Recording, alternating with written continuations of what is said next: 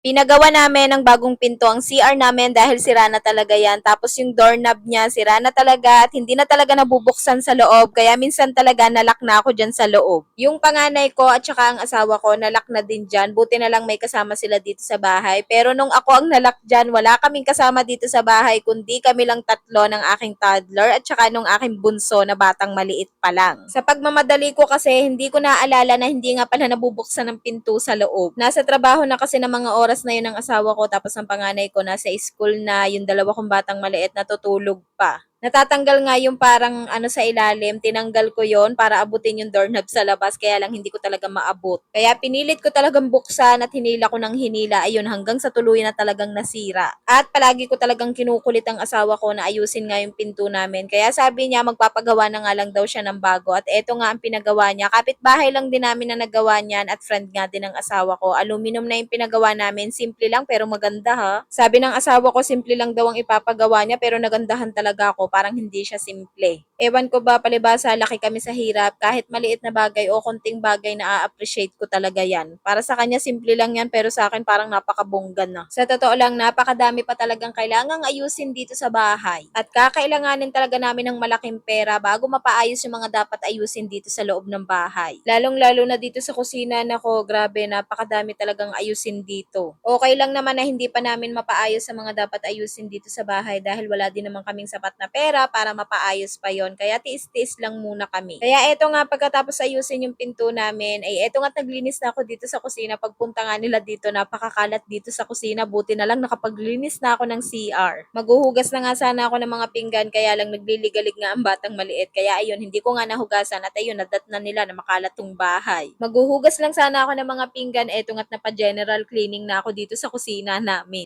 Matagal-tagal ko na nga din nung huling nilinisan tong kusina namin at hindi talaga nakakapag-general cleaning dahil alam nyo naman, meron akong batang maliit. Kaya ayan, nung nagka-oras nga ako, eto nga't sinamantala ko na at naglinis na talaga ako dito sa kusina. Eto ngang patungan ko, napakadumi na talaga at buti na lang naisipan ko na talagang linisan. Tapos, sa kaligitnaan nga ng paglilinis ko, malapit na naman ako matapos, nagliligalig na ang batang maliit at hindi na nga kaya ng panganay ko. Kaya tumigil nga muna ako dyan para nga asikasuhin muna ang batang maliit at patulugin nga muna. Pero bago ko nga patulugin ng batang maliit, pinakain muna ng panganay ko para okay na, hindi ko na iisipin yung pagpapakain sa kanya dahil baka gabi na nga siya magising. Tapos yun, nung mapatulog ko na nga siya, eto nga tinapos ko ng paglilinis dito sa kusina, ginabi na nga din ako sa paglilinis dito bago matapos. Kahit kulay black itong ref namin, nakikita ko talaga mga stains dyan, kaya nilinisan ko na nga din. At ayun, maya-maya lang natapos na ako sa paglilinis at punta na tayo dito sa before and after. O siya, paano mga hanggang dito na lang ulit for today's video.